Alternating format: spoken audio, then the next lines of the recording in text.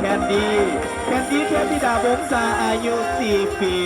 นางแบบตัวน้อยแอมบาสเดอร์จากโครงการ Beauty Power ลาวประจำปี 2024 ซึ่งเป็นนักเรียนมาจากโรงเรียนเลียวโตเป็นอีกหนึ่งนางแบบผู้ที่มีความสามารถ และยังเป็นนักแสดงของสปป.ลาวและเป็นนักแสดงตัวน้อยที่เซ็นสัญญาสังกัดกับค่ายสังกัดอยู่ที่ประเทศไทยอีกด้วยออกมาในจุดลอยน้ำสีขาว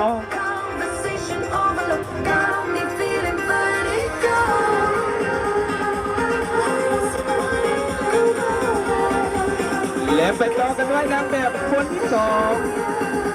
นางแบบคนที่สองคุณธิดาปูลม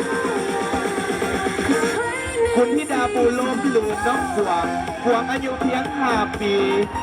ซึ่งได้รับตำแหน่งรองชนะเลิศอันดับที่ 1จากโครงการประกวดของเด็กน้อยลาวที่เข้าร่วมการประกวดทั่วประเทศลาวและสามารถย่าได้ตำแหน่งรองชนะเลิศอันดับที่ 1ซึ่งเป็นนักเรียนมาจากโรงเรียนพื้นเมืองของเมืองจันทบุรี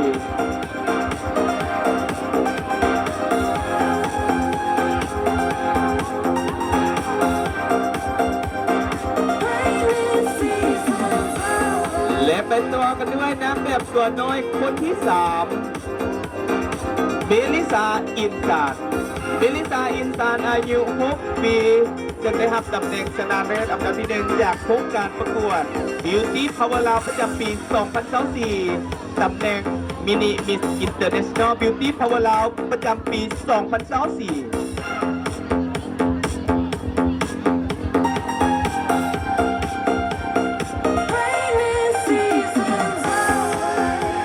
และไปต่อกันด้วยนางแบบคนต่อไป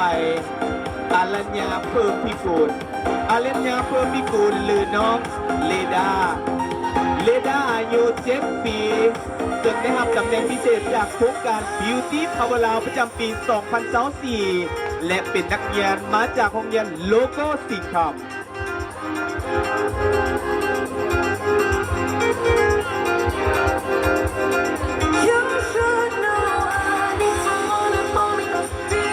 ไปต่อกันด้วยน้องนางแบบคนต่อไปเจดาพุทธลดาอายุ 5 ปีซึ่งได้รับตำแหน่งพิเศษจากโครงการ Beauty เช่นเดียวกันมาจากโรงเรียน ADS ว้าว เป็นการเดินสุดลอยน้ำที่เข้ากับบรรยากาศในค่ำคืนนี้ซึ่งมีลมเย็นกิเลสและไปต่อกันด้วยน้องนางแบบคนต่อไปปาริตาเซยราชอายุ 6 ปีซึ่งได้รับตำแหน่งพิเศษจากโครงการ Beauty Power ลาวประจำปี 2024 เป็นตัวแทนมาจากโรงเรียนโลโก้สีขาว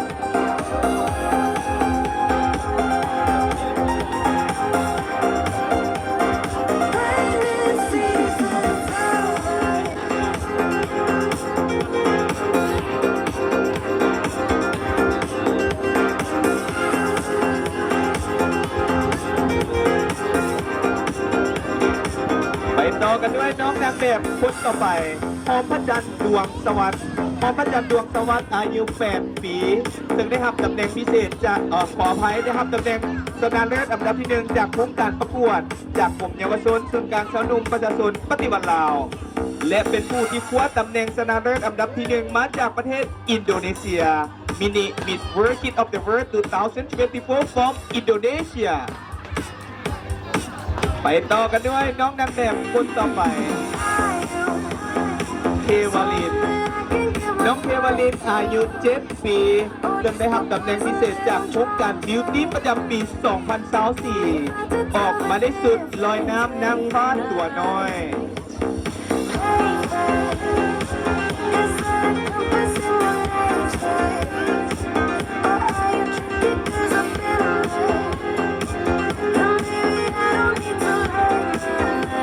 และไปต่อกันด้วยน้องนางแบบคนต่อไปวิไลวรรณ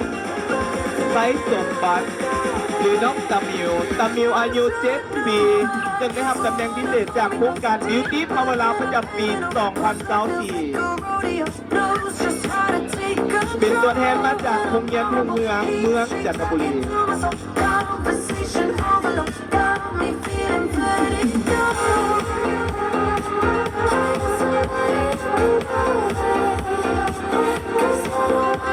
ไปต่อกันด้วยนางแบบเยาวชนรุ่นที่ 2อายุระหว่าง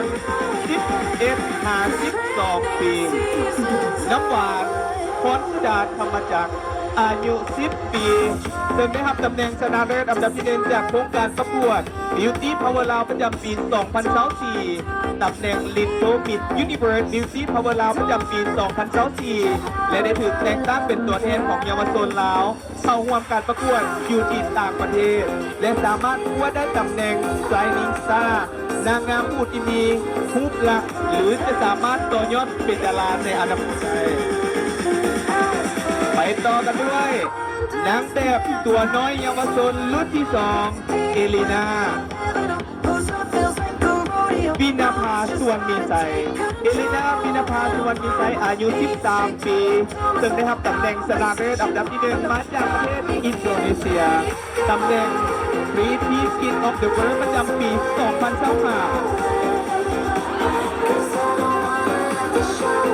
และไปต่อกันด้วยน้องนางแบบคนต่อไปสมจิตศรีหาราช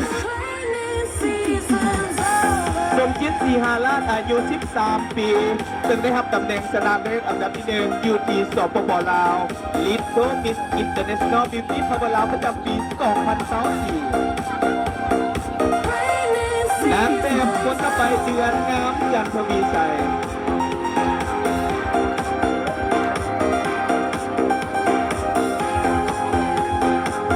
เดือนงามจันทวิสัยอายุ10 ปี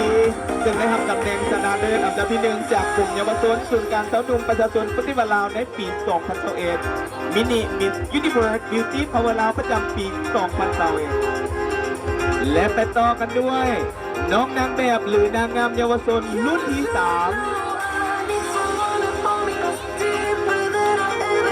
ลิงลิงมณิยมจันทวงศ์ลิงลิงมณิยมจันทวงศ์อายุ13 ปีผู้ชนะเลิศอันดับที่ 1จากผู้เข้าประกวดเยาวชนรุ่นที่ 3ทั่วประเทศลาวสามารถยัดได้ตำแหน่ง VP Miss International Beauty Power Lao ประจำปี 2023จากกลุ่มเยาวชนศูนย์การสาวนุ่มประชาชนปฏิวัติลาวและไปต่อกันด้วยเอเลียวสุภวิดาไสยวงศ์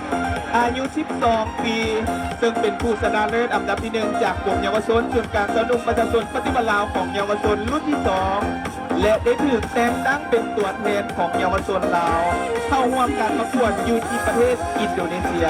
และสามารถคว้าได้ตำแหน่ง Little Miss World Kid of the World ประจำปี 2024จากอินโดนีเซีย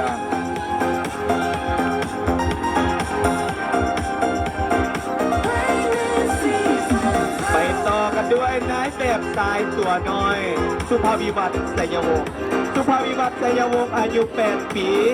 ผู้ชนะเลิศอันดับที่ 1จากโครงการประกวดจากกลุ่มเยาวชนศูนย์กลางสาวนุ่มประชาชนปฏิบัติลาวและได้ถูกแต่งตั้งเป็นตัวแทนของเยาวชนลาวไปประกวดที่ประเทศอินโดนีเซียและสามารถคว้าได้ตำแหน่งมินิมิสเตอร์ยูนิเวิร์ส Kid of the World ประจำปี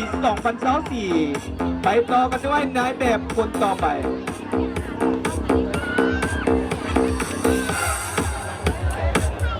หัตถพรดวงสวัสดิ์หัตถพรดวงสวัสดิ์อายุ9 ปีซึ่งได้รับตำแหน่งจากกลุ่มเยาวชนศูนย์การสาวนุ่มประชาชนปฏิบัติลาวเช่นเดียวกันและเป็นอีกหนึ่งน้องที่สามารถคว้าตำแหน่งมินิมิสเตอร์เวิลด์ Kid of the World ประจำปี 2024จากอินโดนีเซียไปต่อกันด้วยบุญคุณไซกุลวงศ์บุญคุณไซกุลวงศ์อายุ10 ปีซึ่งได้รับตำแหน่ง Little Mr. International Beauty Power Lao ประจำปี 2024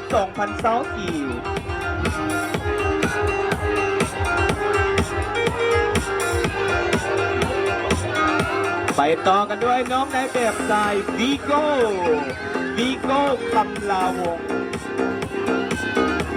อายุ9 ปี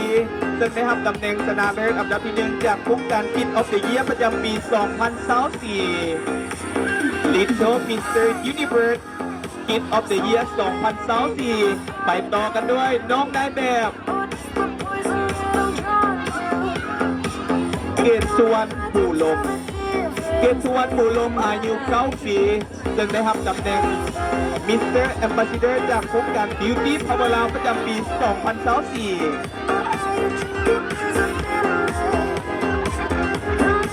ไปต่อกันด้วยวิทยานายแบบจากโครงการไซส์เสียขาประจำปี 2025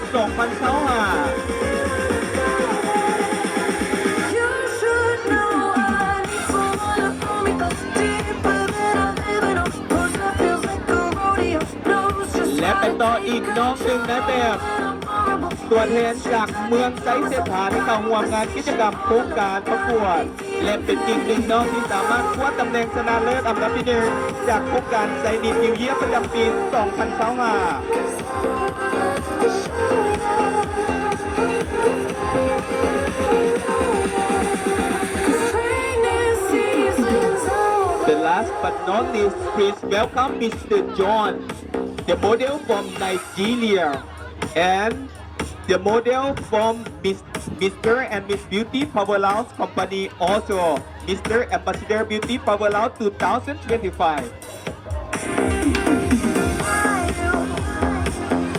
และนี่ก็คือความสวยสดงดงามของน้องน้อย ผู้ที่มีความรู้ความสามารถ และความกล้าหาญอยู่เชิงเวที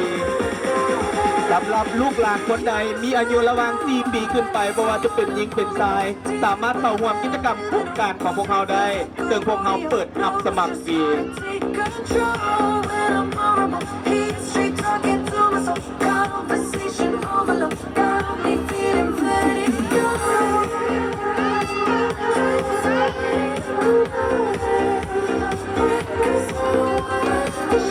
ซึ่งวันนี้รายการเดินแบบของพวกเขาจะมีอยู่ 4 รายการ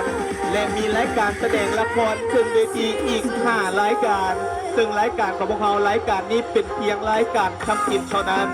มาลุ้นไปนำกันว่ารายการต่อๆไป